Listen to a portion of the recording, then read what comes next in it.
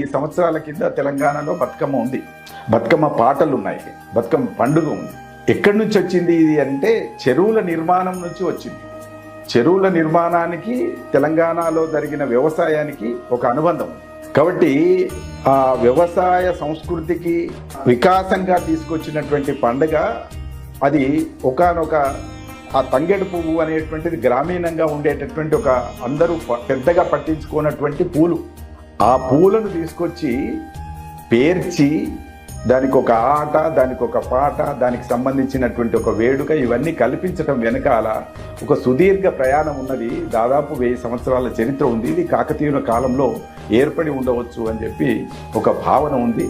అప్పుడు ఎక్కువ చెరువుల నిర్మాణం జరిగింది కనుక ఆ చెరువులకు ఈ బతుకమ్మకు సంబంధం ఉంది. 10 రోజులు ఆడిన తర్వాత బతుకమ్మను తీసుకువెళ్ళి చెరువులో కలుపుతారు. ఎందుకంటే అప్పుడు కొత్త నీరు వస్తుంది. ఆ కొత్త నీరును కూడా శుభ్రపరిచేటటువంటి శక్తి ఈ పూలకు ఆకులకు ఉంటుంది అనేటువంటి ఒక శాస్త్రీయమైనటువంటి ఒక సైంటిఫిక్ భావన కూడా దాంట్లో కొంత ఉంది. అచ్చ తెలుగుతనం అనేది బతుకమ్మ పండుగలోనే ఎక్కువ కనిపిస్తుంది. గౌరమ్మ గౌరమ్మ అంటారండి. ఎవరా గౌరమ్మ? అమ్మవారేగా. ఎందుకు సమాజంలో ఆ దూరం ఏర్పడింది అంటే మనం ఏ వర్గం, ఏ కులం, ఇవన్నీ మర్చిపోయి ఆలోచిస్తే అన్నీ అర్థమవుతాయి. ఇవన్నీ బాగా కమ్మేయడం వల్ల మనం పక్షపాతంతో మాట్లాడాలి. బతుకమ్మ పండుగ ప్రజల్లోంచి పుట్టింది, జానపదుల్లోంచి పుట్టింది, పల్లెటూరి ప్రజల్లోంచి పుట్టింది, నిమ్మన వర్గాల్లోంచి పుట్టింది, పేదవాళ్లలోంచి పుట్టింది, బహుజనుల్లోంచి పుట్టింది. బహుజన సుఖాయ బహుజన హితాయ అంటే మరి ఆ పండుగ గొప్పది కదా.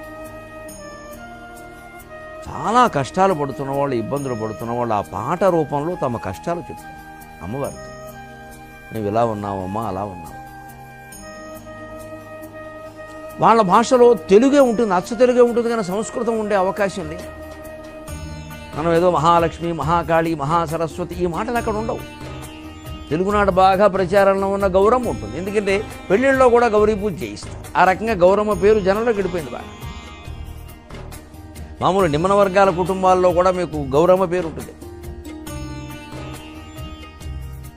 పైగా ఆయా దేవతలకి బతుకమ్మకి ఆ 9 రోజులు 10 రోజులు పెట్టిన పేర్లు చూడండి. అచ్చ తెలుగు ఎంత పరిమళిస్తుందో నిజంగా.